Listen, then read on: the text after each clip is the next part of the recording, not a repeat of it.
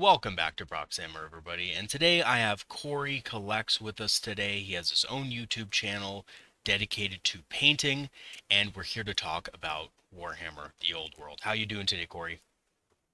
Hi, Proxy. Fine, thank you. Thank you for having me here. And hello, everybody. As Proxy said, I am Cory Collects. I have a YouTube channel, and we're going to talk about the old war. And I'm pretty happy about it, and grateful to Proxy to having me here. So thank Proxy, first of all. Absolutely, man. Well, thank you for coming on. And I just want to say, I've been following your Bretonnian videos, and they look awesome. I mean, really, they look spectacular. They You're just you're too capture. kind. Oh, if anything, I'm not hyping you enough, They just look amazing, dude. They look like something out of The Witcher, like in, the DLC, the Blood and Wine DLC. I absolutely love what you've done with them. They really look cool, and they're all different, which is something that is so insane to me that you had the patience to do, because I've seen so many players just with their Bretonnians just paint everything the same color, you know, and you've really gone above and beyond with the heraldry and stuff like that. So, what has been your experience painting up Bretonnians?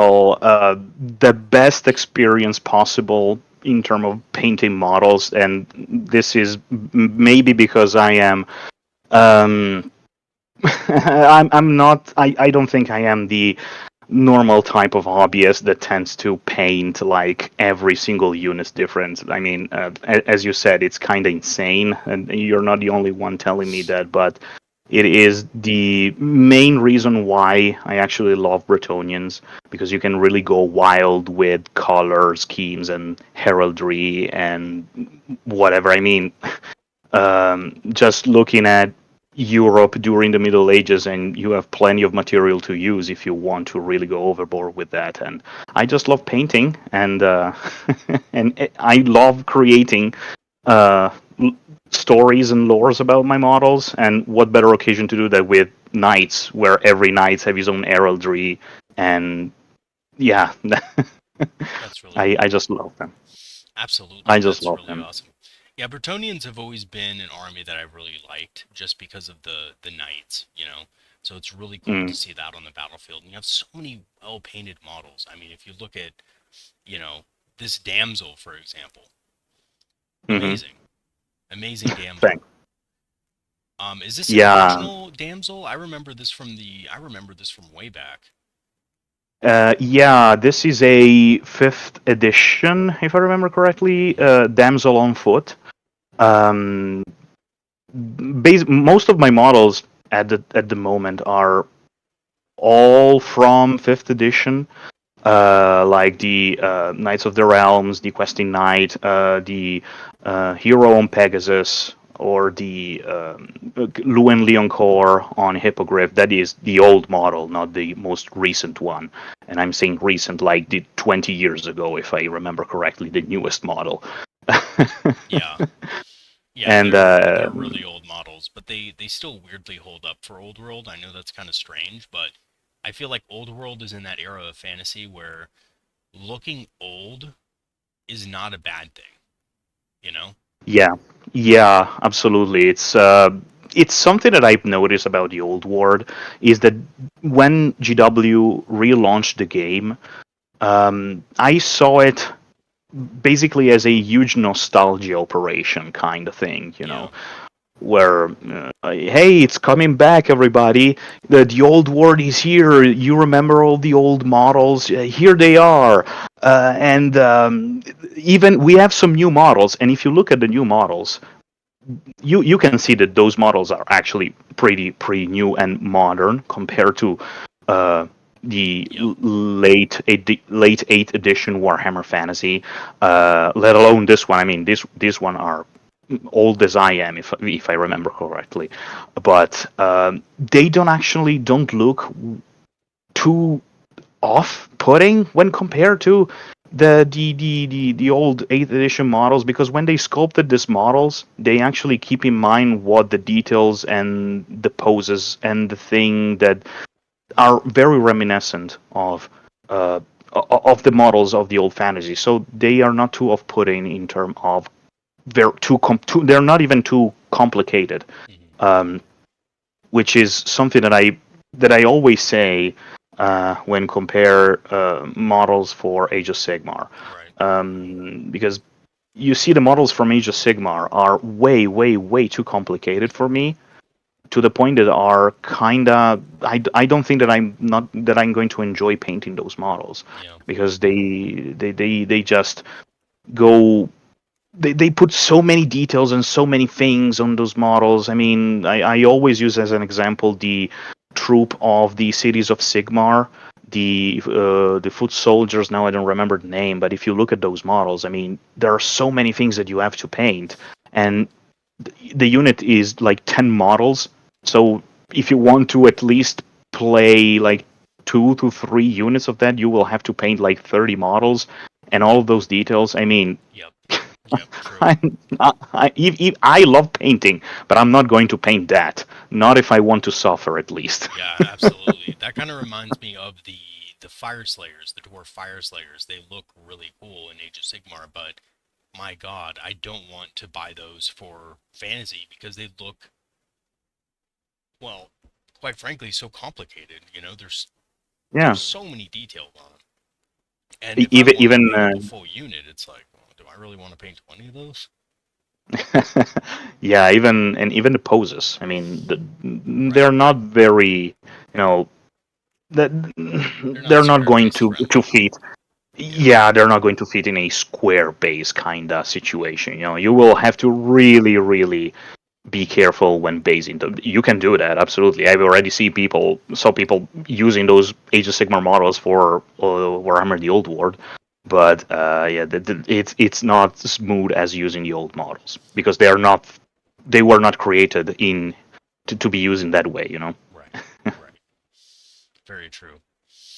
So you've played a few games. You have a fully painted 2,000 Hmm. point army of Bretonnians. Yes, and How do you feel about playing the game itself? Have you had a lot of fun with it? You said you played 4 or 5 games now of Old World. What are your thoughts? yes. So my initial thought when the game launched was that I was ready for the challenge of a very complicated game, Mm, because I don't know if this was true. I don't remember really well, but there was this kind of meme where the 8th edition or old edition of Warhammer Fantasy were very complicated, had really complicated rule sets to learn and to actually use when playing. So I was ready for the challenge, but actually, when I started to play my first games, I had to say that it is still a complicated game, but not hard to understand how the game works. Because many units have their own special rules, but you will just have to remember the special rules of any units, and therefore the game just go on itself as long as you learn and remember the various phases of every turn. mhm. And I say that it is an incredibly, at least this is my personal opinion, mind you. So, all right, opinions of the viewers may vary, but personally, I think this game is incredibly fun, and it's it creates situation in which doesn't matter how casual or friendly your game is going to be, it will always create a narrative experience out of every game, no matter what. And this is what I really love about this game, and this is what happened in every game that I had. Which, I mean, 4 or 5 games are not that much. I understand that. Um, Also because there are not many of us at my friendly local game store that actually play the old world at the store. Um, but in all those games, I can remember, this is a way that I use to kind of explain how I think a game is good or a bad one, is that every game that I had, I remember basically almost everything that happened in every game. um, every turn, every phases, everything that happens. And when compared to, and I know this is a different setting, but for the sake of having an example in order to compare the old world, when I played Warhammer 40k recently with 10th edition, I have played the same amount of games, but I cannot remember basically anything that happened. I'm even struggling to remember like the faction that I played against, Hmm.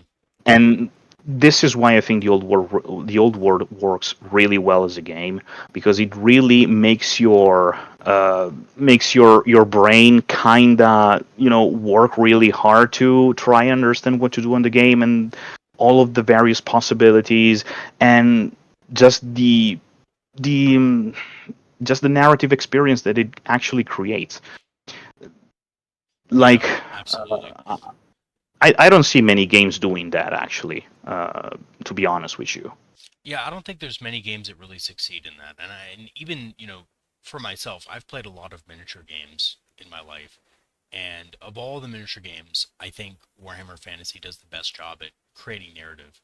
And that's simply due to the fact that the characters are almost like larger than life when you field them on the battlefield, and they're Hmm. getting in these challenges and they're getting in these scraps, and your wizards are casting your spells and they're maybe failing or maybe succeeding really well, and different wild things are happening to them in the game, and that really makes a big impact on your experience. Like Yeah. when I used to play Warhammer Fantasy back in the day, I had a dwarf lord that I loved running, and basically, back in the day, you didn't tell people the gear you had and stuff, but there was a situation where I was playing an Orcs and Goblins player, and he charged in with a big Arachnarok spider, and he was really excited to, just rip my dwarf lord apart with his character that was Hmm. on there. And I accepted the challenge, and he was surprised, and then the surprise on his face turned to horror as I just kind of listed out the different runes that were on my, rune racks. And I had a rune that doubled my strength against large beasts. I had a rune that did d6, damage for each hit, and Hmm. instantly destroyed. I just destroyed that thing instantly. I think I did like 16 wounds to the thing, and it just Oh God. popped. And he was like, "Oh, I now see why you did not accept with your champion." And that was, and from then on, I called him, Forge Beard Spider Slayer, and he was just like the goat, dude. You know what I mean? And he'd get in all sorts Yeah. of rumble and tumbles with like big characters and people's dragons and stuff like that, and he would have a great time. But that was really a memorable experience to me. I've never had an experience like that with 40k. I really have. I've never had a situation where I'm like, okay, this character in my army did so well that I have to name him something epic, you know? And like Yeah. I've played narrative 40k games before, and it's just never occurred to me to like rename the character completely or create a whole new backstory for the character. I know people do that, but that's just not something that 40k has done for me personally as a player. And fantasy really has. It's really captured that essence. And I really love Old World. I've played some proxy games with the models. It's really Hmm. fun. I really love the new Arcane journals that are coming out that are giving you new ways to play the same army, So it's Yeah. giving you Yeah. new play styles. I love those. I'm just collecting all the arcane journals. I'll be honest. I don't care if I don't. I'm never going to play that army. I'm still buy the arcane journal because they're just so much fun. Even for the lore perspective, there are so many things, so many interesting things though Yeah. in those books. Yeah, absolutely. Different characters, special characters that you can field in your army. And you know what I love that GW did with this game, which I didn't think they were going to do. But what I love Mm. is they actually give you advice on how to build the specialized units from the Yeah. kits that are already available. They're not doing the whole Yes. GW normal thing where they're like, "Oh, you have to buy this specific kit with this specific unit to be able to use it." They're not doing that. They're saying, hey, if you want to run this unit, like if you want to run a unit of Royal Clans dwarves, you can just take the Hammerer's box and you could just build the Hammerer models with shield and hand weapon, and they're Royal Clans dwarves now. Like you don't Yeah. have to Yeah. worry about going out and specifically buying the old models or specifically adhering to a certain build, and it's really cool that they did that. And they also Yeah. did that with Rangers too, which is really cool. Yeah, I had the same kind of moment with the Bretonnian Arcane journals because in the Bretonnian Arcane journals they actually created the Bretonnian exiled knight, which is a such a cool concept. Basically, these are uh, knights that were like that did something that make them like a dishonorable knight that need to redeem themselves, and so they are casted out of the holy Bretonnian lands, and they go far into east, like in the um, in the Border Princess Hmm. uh, territory. Yeah. And there is the special unit, which is the Bretonnian Bombard, which is basically a cannon, all Yeah. right, which is something that we don't even we haven't seen like since third edition Warhammer Fantasy. Yeah, that's really cool. and uh, and I was reading the rule of the Bombard, and at the end of all the rules, I actually read the part in which they were saying if you are wondering how to field a cannon, you can just buy the kit from the from for the cities of Sigmar Empire like Hellblaster or this or that. And I was just reading this, and then I look at my friend saying, and I told him, "Hey, are we allowed to? Are we allowed to do this? They are saying that we can actually do that. This Yeah. is the first time that I actually see something like this done from GW. This is Yeah. amazing. Yeah, it's I literally just built into the rules, which is great, which is awesome. yeah And yeah I yeah mean, it yeah. I basically love that. opens up the door to, well, I can build any unit really out of anything, you know? Exactly Like if exactly. I want to use a, like for example, the dwarves have the royal clan dwarves, but they also have the special thunderers, you know. If I want Hmm. to, or they have the rangers, I should say, that can, kind of infiltrate up the battlefield a little bit. They can scout up the battlefield and stuff. If I want to use something different for them, I can. You know what I mean? Yeah. Like, Yes. it's really Yeah. cool. And I Yeah. really It's liked that. yeah, this is why I say this game works so well as a form of a narrative driven game. Because I mean, just reading at the Arcane Journal, or even just one of the two books, the Forces of Fantasy and the Ravaging Hordes, I just feel my imagination running. And oh man, what can I create with these rules? What kind of theme I can give to one of my armies? And with the Arcane Journal, it does even expand more with that. So it's just this. This is why I think. I mean, maybe I'm biased because I am far from a competitive gamer and I am way more into narrative and kind of things, right? So this is my personal bias. But personally, I think that this kinda is the same feeling that most people will have when interacting with this game and creating their armies, even in a casual level. You know? Yeah. Yeah, absolutely. I totally agree with that. And just the amount of options that are available to you through the magic items, creating characters that are really cool with their own set of lore and stuff like that. How they got their hands on the item and stuff like that is really awesome. And I'm looking Yeah. at a picture of your bombard right now, and it looks so cool. It actually looks like a real historical bombard. Like I'm looking at it, I'm like, this looks like something out of like medieval Total War, like the video game. This looks really cool. Really Yeah, yeah, cool. that is actually, and I'm going to flex a little bit. That is actually the third edition Bretonnian Bombard from Warhammer Fantasy. That's great. That looks awesome. That That looks is the awesome. original model. You know what's what's so funny is like it really in a lot of ways reminds me of a dwarf cannon because I remember when I got into the hobby way back, it was like they had the Empire cannon, which was like this massive freaking gun.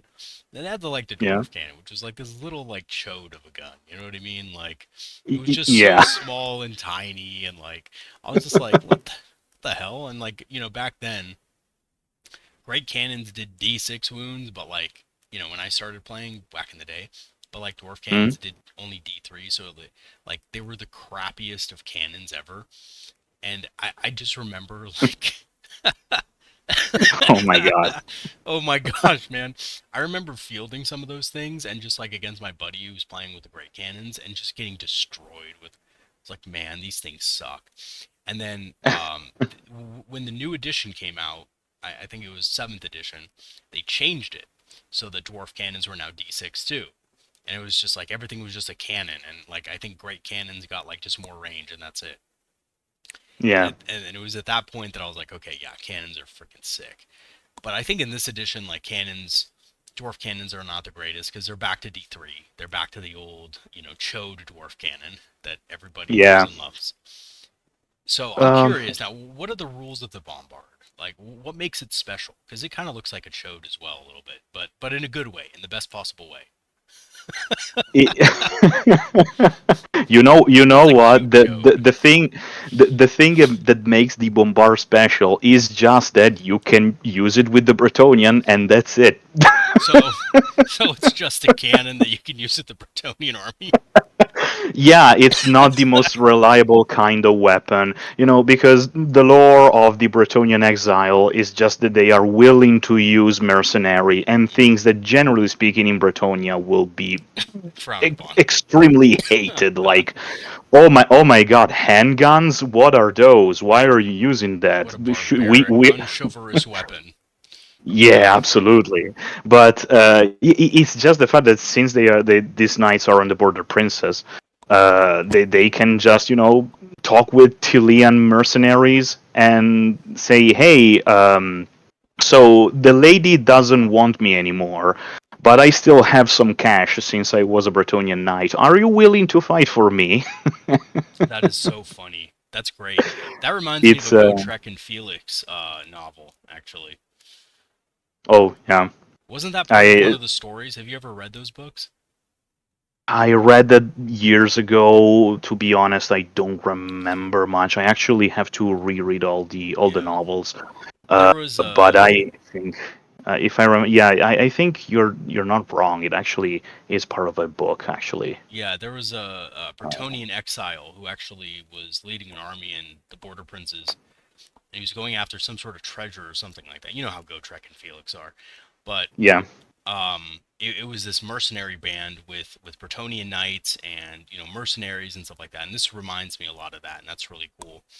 And I'm kind of hoping for Gotrek and Felix to come out, but I know they're not really alive. At least Felix isn't alive during the period that they're talking Uh, about, right? yeah, it's way bad. Don't remember actually, but we are talking about centuries before the actual Warhammer Fantasy that we used to know Yeah. years ago. It is actually before this specific moment in the lore is right before the 12th ever chosen marching on the Empire, which was the one before Archeon, which was called Razaval Kul or something like that. I Hmm. don't remember.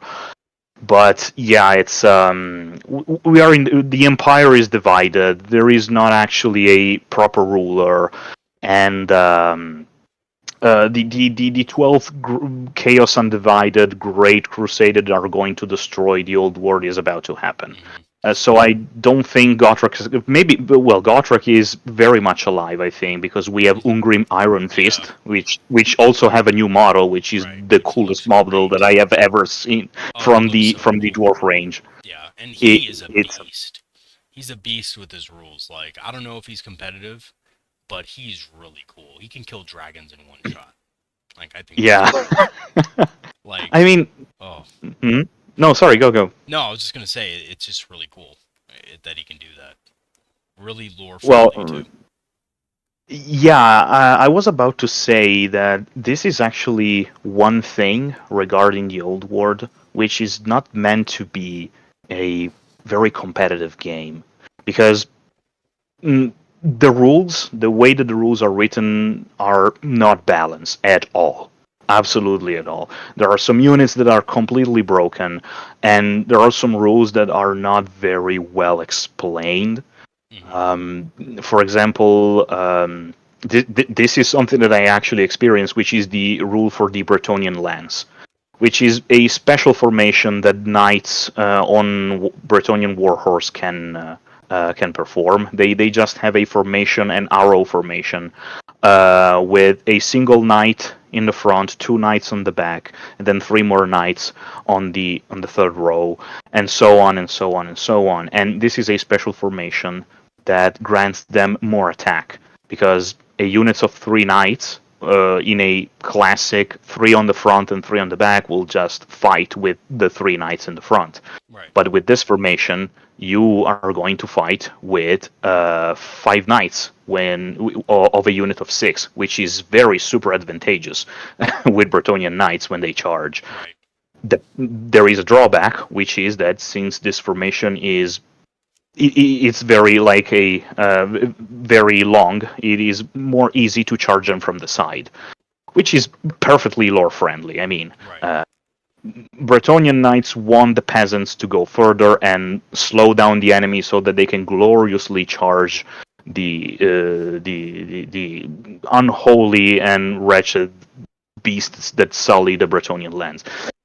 But there is a catch on the rules, on the way that these rules are written, which is that the Bretonnian knights, if a unit of Knights of the Realms or any kind of knights in a lance formation get charged, the lance get blunted. So they do not benefit of the lance formation anymore, Ah. which makes sense because a units just got into your knights and they didn't have any time to react. Of course, the lance will be blunted. They need to reform. The problem is that the knights also have countercharge as a rule, Hmm. which means that if the enemy unit is charging from more than like a amount of inches, I don't remember the number, they can actually countercharge, so they count as charging instead of just staying still and defending themselves.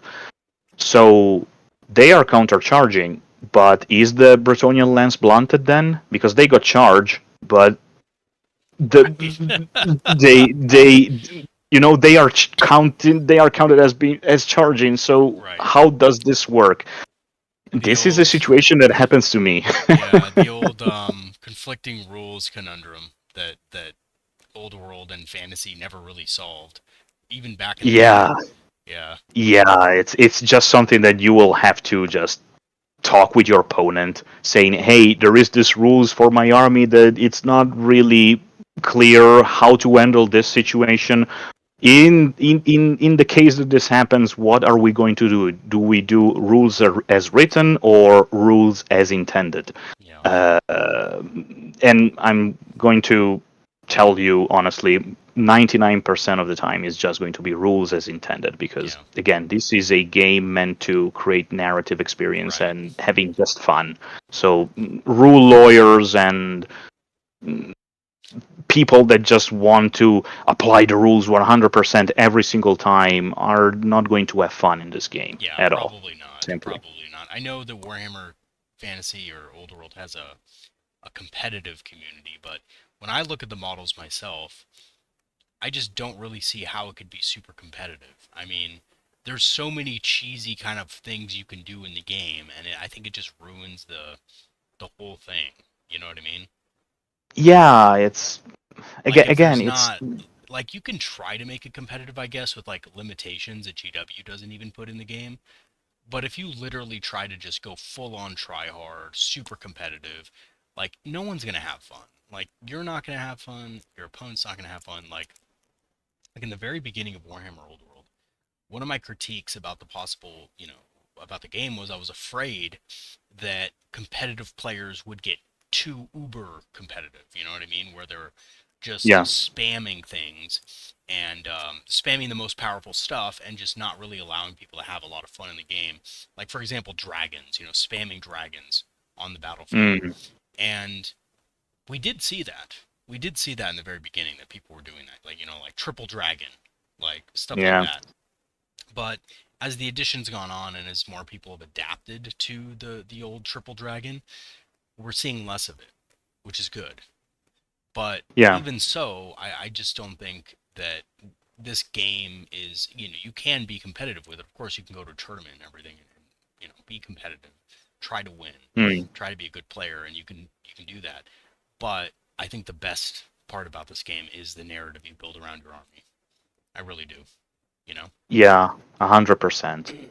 And the thing is, okay, just to inform the viewer, this idea of this video come up after I commented a Proxy videos where he and Taxi was the name of That's your right. host. Oh, Yeah. we're talking about narrative and Warhammer 40k ruining the narrative. And this is the thing. Um, GW, when creating a game, again for Warhammer 40k, you have to imagine being GW. What you do a narrative game and do not focus too much on the rules and tournament aspect of this game, or you go to the other side because it's really, really hard and I think nearly impossible to actually have a perfectly balanced game that also offer a narrative experience with very flavorful and theme kind of units and armies. And as I said in comments on that video, this is what Warhammer 40k kinda is doing. Like they are, it is a very tournament focused kind of edition, for what I understood. You tell Yeah. me if it's true. No, I mean, I would agree Uh, with that. It's very streamlined. It's very, the rules are simple and widespread so that, everything's easier to understand, which makes sense. But you lose out on a lot of the cool random stuff, Not a lot of stuff is that random anymore. And I think that's really yeah. what it's coming down to. It's like when you play a game of Warhammer 40K now, it really used to be only a few factions that were really precise, like the Eldar, for example, with all their rerolls. And Mm, and that was a whole that was a narrative thing onto itself. That was a lore based choice for the army. Like this army is very reliable, but it just doesn't have a lot of, maybe doesn't have a lot of dice to throw out, or like I don't know. Back mm, then, I guess it would be Dark Eldar or something like that, right? There was a few armies that were really really accurate and precise, but then there was armies that were just totally random and just full of fun bullshit like orcs, where it's like mm. red paint job. If I paint my model red, it goes 1 inch faster. It's like Yeah. a small upgrade, but it has to be red. You know, or you have Yeah. something like shock attack gun, which if you roll a double six, you automatically kill what you're shooting at, regardless of anything. But if you roll like a double one, you blow up and you die. Or, if you Yeah. roll like low, you turn into a squig or something like that. Like, or you can turn your opponent into a squig if you roll like an 11. You know what I mean? Like, there was just some weird random shit that Yeah. you could do, which were super fun and super like narrative. And, when it did happen in a game, it was so cool. But was it competitive? No, of course not. No, no. Absolutely. But there was Yeah, fun. yeah, because there are so many random things that you have to keep in mind. And I mean, just imagine being a like official GW referee at a tournament having to trying to untangle a very weird situation with all these random rules is Hmm. going to be a nightmare. Yeah, no, absolutely it is. And I've been to, tournaments earlier on in fifth edition and so forth, and it was difficult. And there was times where, this was the glory days of the rules monger. You know what I mean? In competitive play, because Mm, things were so random, things were so interpretive, because they weren't directly stated in the rules. You could really go, you know, this way or that way on some rules. So even if, yeah. there was times where GW would come out with an FAQ and they would solve it by answering an FAQ question, and the tournament organizers would still say, no, that's not how it Mm, works. And it was crazy. This happened to me in an actual tournament once with Swooping Hawks back in 5th edition with the 4th edition Eldar Codex. Keep in mind it was a 4th ed Eldar Codex. And yeah. you could come in with a squad of Swooping Hawks. They could drop a grenade when they came in the movement phase.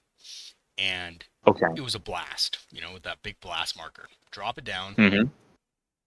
Then you could immediately, if you took the Exarch power, you could skyleap back up. And you could never, never be shot at, man. Because there was no Overwatch, there was no reactive abilities. It was just, I drop my grenade, I get the fuck out.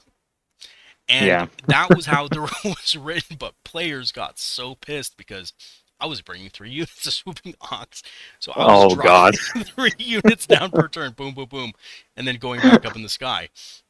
And there was this one guy who I played against, and he was like, that's not how it works. I was like, yeah, it does. That's exactly how it works. And the FAQ even backs me up, and I thought I had it all planned out, right? Well, he calls the TO over, and the TO immediately agrees with him that you can't do that. And I'm like, what? And he's like, yep, that's impossible. You can't do that. You can't have an unkillable unit in Warhammer 40K. And I was just like thinking to myself, um, but you can. And it was just like, at that moment, I realized, my God, like, Hmm. really, it was different. It was a different landscape back then. And now in 40K, it's like everything's pretty cut and dry for the most part. And like, I almost think like players are looking for ways now to break little things in the game so that, there can actually be an interpretation call on some of the rules. Because GW is Yeah. pretty quick to fix things now, you know? Yeah. Yeah. Yeah. Absolutely. But the thing is that if you streamline too much the rules, Hmm. then a lot of the flavorish themed rules for very like specific units are not there. Right. So I It I completely have the disappears. I totally agree with you.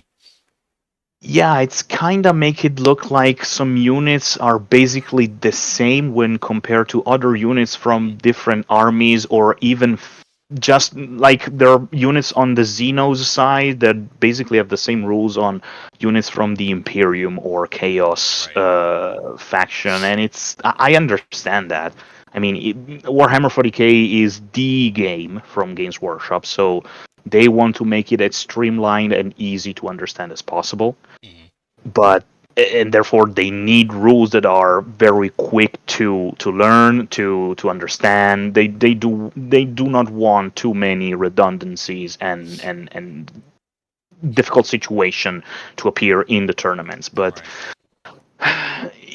I don't know. It's not for me. I'm just skipping this 10th edition of Warhammer 40k, and I'm focusing solely on Warhammer the Old World. Even though there are not many players in my friendly local game store, I don't care. I'm just enjoying just painting the models, creating narratives, and when I have the chance to play, man, it's a lot of fun.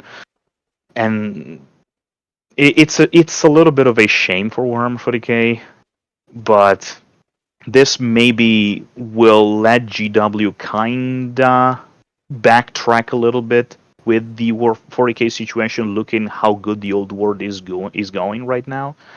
And GW said it themselves; they were not expecting this level of like Yeah. success Yeah, from really. I, Warhammer Duel. They I, I honestly they didn't weren't expect prepared. it either. And I remember making several videos, like kind of almost doom saying, in a way, if GW does this, this, and this, and they make these mistakes, I think this game will fail again. And honestly, surprisingly, they haven't really made those mistakes. I've made some complaints about the game that I think are legitimate when you look at, really try hard players, competitive players. But other than that, I think the game's great. Like, I played it and I thought it was awesome. And if people were just running regular armies just for fun and just running their, stuff that they just thought were cool, the games were awesome. They were super fun. When you start to see players running the triple dragon, then you're like, okay, Yeah, I know what you're about. I know what you're about. But I mean, yeah, like normally under normal circumstances, it's fine, right? So yeah. good game. It Honestly, I think it's probably one of the better games they've come out with. I think it's one of the better fantasy editions they've come out with. On top of that, I do think there's some things they should look at, like, Yeah, as I said, obviously, but it's not a perfect game, yeah, absolutely. But the it again, the imperfections are almost what make it kind of fun and funny anyway, right? exactly. Yeah, absolutely. I was about to say exactly that. Yeah. And also, the game does not didn't it started very well Hmm. with its launch, where basically everything went sold out like in a minute. Yeah, I know, right? And but still to this day, there are still many models, many things that are still sold out. I Yeah. mean, I'm looking every single day for 2 months right now. I'm just going to the old world section in on the Warhammer website because I desperately need to buy three Grail Knights and the Grail Pilgrims with the Grail Reliquary, and it's sold out for 2 months. please. There are so many things that are still sold out, and Yeah, they go instantly sold out still to this day. Which some might say that, yeah, because it's not the main game, so they are not going to have the same amount of resources that AOS or 40k have, right. which is true. But still, after like almost a year at this point. Yep, that's true. Well, yeah, I know, right? Like they're really lagging behind there, and it's something where there's a demand for it, but maybe they just don't have the means to fulfill it. I mean, there's got to be some 3D. I mean, we were talking before this video started about 3D proxies. There's got to be a good 3D print for Grail Reliquary, right? I mean, what is it? It's just a skeleton of a Grail Knight on a what on a stick or something like that from like Monty Python, like one of those like Yeah. fake horses. It's Reminds me. yeah, it's a skeleton of a Grail Knight with armor and lance and everything. And underneath there are these crazy pilgrims holding a skull of the horse of the knight, and they Uh-huh. are just mimicking the horse, Oh my and they are god. moving this reliquary around with That all of the other pilgrims. that is definitely Monty Python inspired, I think. Yeah, It has to be. Come on. yeah, It's like absolutely. it's only a flesh wound. Your bloody arm's off, man. Like Yeah, exactly. he's immune to psychology. I mean that makes sense. Oh Yeah, god, yeah. that's funny, man. That's Yeah, but hilarious.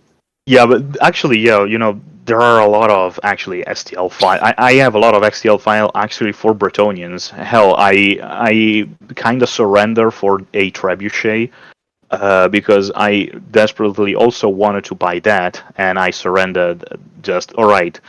If you're not going, if you GW, if you don't want my money, I'm just going to make the trebuchet myself, and therefore I printed one. Um, but there are so many models, and not only for Bretonnians. Actually, I've seen many 3D sculptors actually creating models for the old world, for all the faction, even the not supported quote unquote legacy factions like the Right. Lizardmen, the Dark Elves, the Ogre Kingdoms, etc. Even Chaos Dwarves. I mean, there are Yeah. plenty of files that you can buy and print Oh, if big you are time. willing to put your money Yeah. on that. I think that's the direction I'm going to go with Warhammer Old World just because there are so many issues with supply and it's to the point where it's like, yeah, I think if I want a full 2000 point army with options and stuff like that, I'm going to have to go the 3D printing route instead of the normal, buy from GW or buy from third party retailers route, you know? Yeah, it's honestly it's maybe if you're not a crazy collector like I am, it is it is better to actually 3D print your models Yeah. because I mean you're not going to field as many models as you would with seventh or eighth edition Warhammer Fantasy, Hmm. because I've seen that they have kinda ramped up the points for the Hmm. units, so you're Right. not going to put out a lot of models for all the That's true. units Yeah. actually. Therefore, you're going to save a lot of money if you just want to print your things. Yeah. Yeah, Um, it's not as incentivized as 8th edition. My god, I think I enjoyed Warhammer Fantasy 8th edition, but it was such a money grab at that point. And I remember when 8th edition came out, I even complained as a kid who didn't really fully understand the evils of capitalism. I was just complaining about it because I was like, as a kid who lives in the United States, not understanding well, it's more common than you think. But yeah, I was yeah. like, what the hell? Like, what do you mean I have to use 60 models in my unit to be competitive? What do you mean I have to, you know, buy all these new things because this makes the unit really powerful, and it was just crazy stuff like that, like having to buy 60 miners when they came in boxes of 10, like literally having to buy six $30 boxes and spending $200 for a single unit of guys was Warhammer Fantasy, and that was back in the day before all the inflation and before everything else, and they were just overcharging the community so badly. But I mean, now you know why. It's because there were basically flopping. Their fantasy game was a flop at the time, and really only people who had really loved Warhammer Fantasy were still playing at the time. But yeah, it was interesting times. What I like what I like about what Old World did is they said, you know what, we're not going to incentivize people taking bricks of 60 models. I mean, maybe there's Yeah. some armies out there like armies with that horde with the horde special rule that's good with, but no one's really going to take that, right? Um, Yeah, I mean, if you want to run a goblin army, who am I to stop you? But yeah, you want to run a bunch of goblins. I think there was some guy who recently won a tournament with like a unit of 90 goblins or something like that. Just like he went full oh goblin god, mode and just ran a shitload of. I don't know what the point of that was to like fill the entire board with a huge unit of goblins that could never be flanked. Maybe shit, I it don't know. doesn't matter.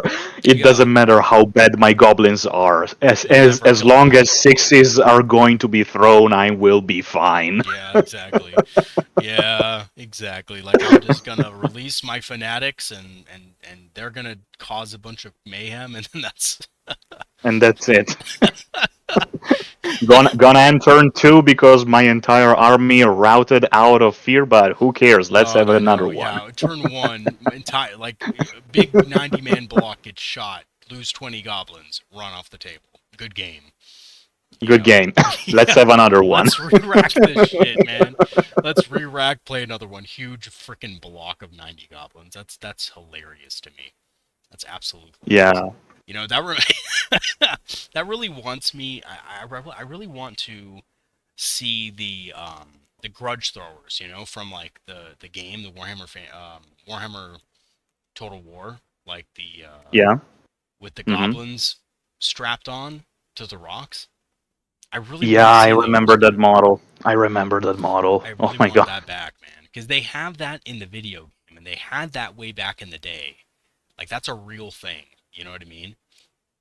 And Yeah, it's actually, you know what? I think that we are going actually to get that at some point yeah. because I mean, like the last, not the last, the made to order that they did for the old war before the last one, which was like chaos. It was for the chaos warrior. Right. Um, they would like the old. Dragon Company, Dwarven Dragon Company. What was called the? Oh my god. Which is a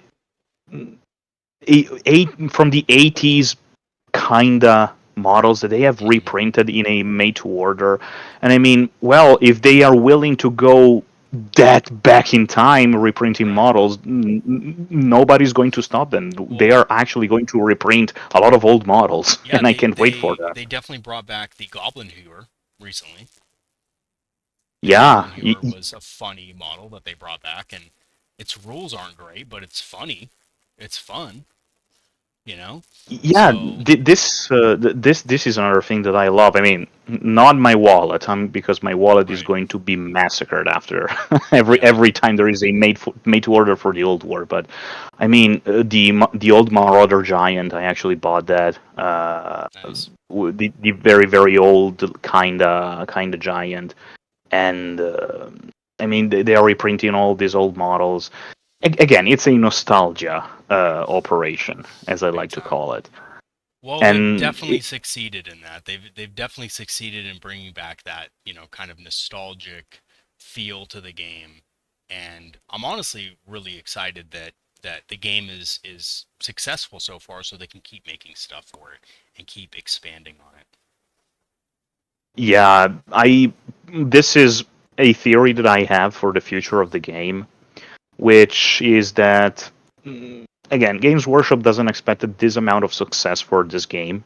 All right, so what I think it will happen in the future is that they are actually going with a new edition. I don't know in how many years they are going to release a second edition of the Old World.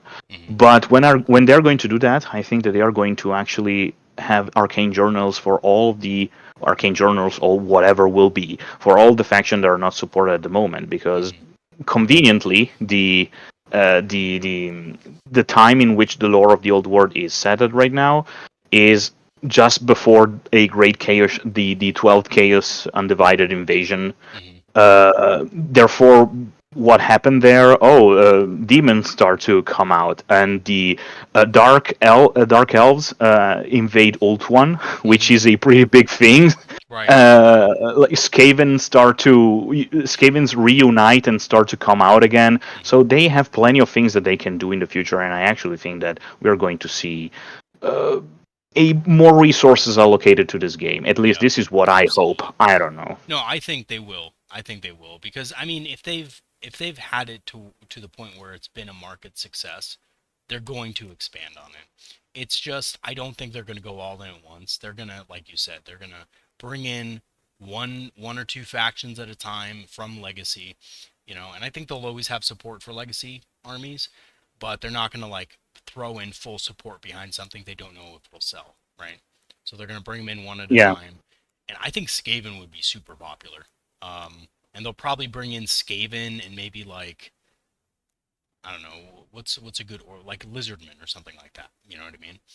And Mm, bring those in maybe in a starter box in second edition or something like that.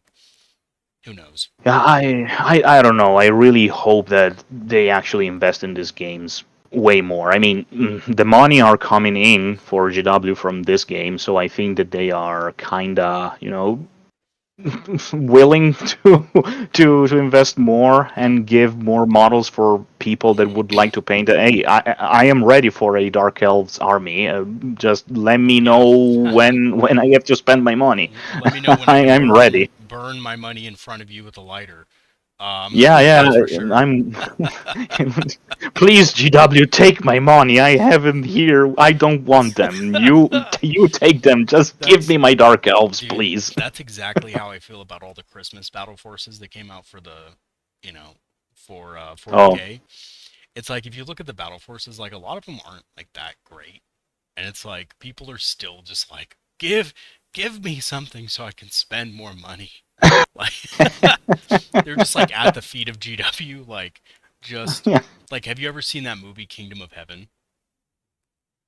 Uh, I think. Oh, I don't There's a think there's a I. scene where one of the actors, one of the knights or whatever, he's kind of an Hmm. ass kisser, he's kind of a douche.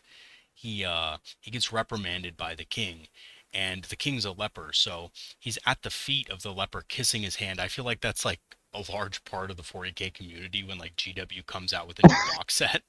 They're like, "Oh, please, like please give me more."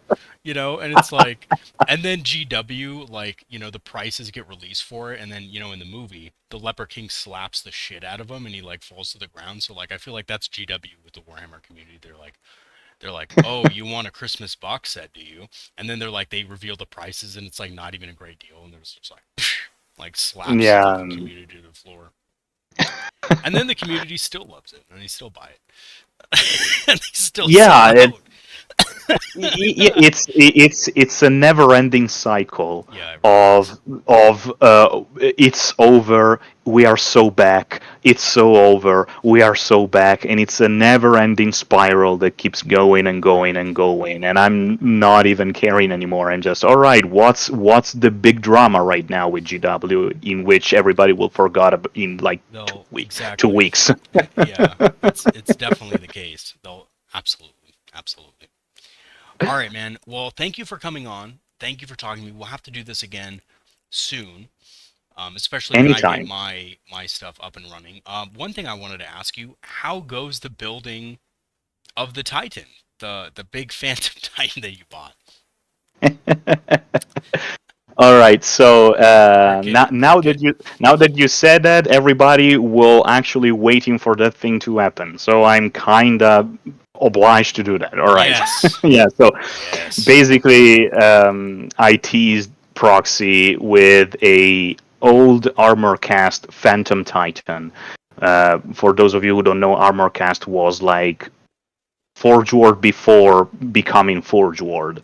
If you like type on Google Phantom Titan armor cast, you will see basically this person just resculpted old epic miniatures in 40k scale, and I have one of those Phantom Titans here. I show it to Proxy, and I was planning to actually painting that thing and having Proxy also as a guest, kind of telling us the rules of this Phantom Titan and how could this thing work in a game. I don't know. The rules does still exist in 40k because I know that they are like deleting a lot of Forge World units that don't have rules anymore. Does the Phantom Titan still have rules in 10th It edition? it absolutely does, and you can run it in 10th edition at the 2,500 point level or the Okay, onslaught level. You can actually play it in a big game.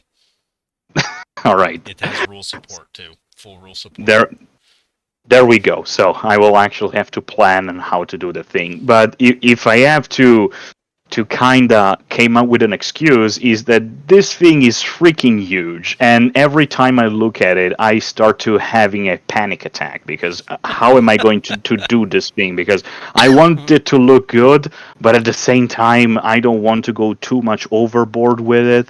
And problem is that I am planning to paint it as a Harlequin Phantom Titan, so there Make it goes even diamond harder. pattern. Yep. You got to make it extremely hard for yourself, Cory. You can't Yeah, yeah, just, it's just like with your Bretonnians. You can't just paint everything the same color. You can't yeah, just paint a exactly. regular Phantom Titan that's almost the same size as a small child. You have to use Harlequin scheme as well, which is one of the hardest schemes in the game to paint. Yeah, I mean, at that scale, I can just use masking tape and just, kind of work my way out with a diamond pattern that is very big. But at the same time, it's like I don't even know where to start, Yeah. because also those models didn't have the technology that GW have right now, so they are full of bubbles and like mold slips, and I have to put like days on working on that thing, and I will definitely do it. And it's just that it's really really scary. Yeah. I promise you, I cast a holy vow that I will actually paint that model. Uh, hopefully, okay, I will be I will try to do it at least until in 2025. Right? Let just find a point in which we can both agree. I will try to do that Okay. at least at least before the end of the next year. And if I don't, I don't know what will be my punishment then. I don't know. Just shame. Just shame. That's all. Just just shame. All right, shame. Okay, All right.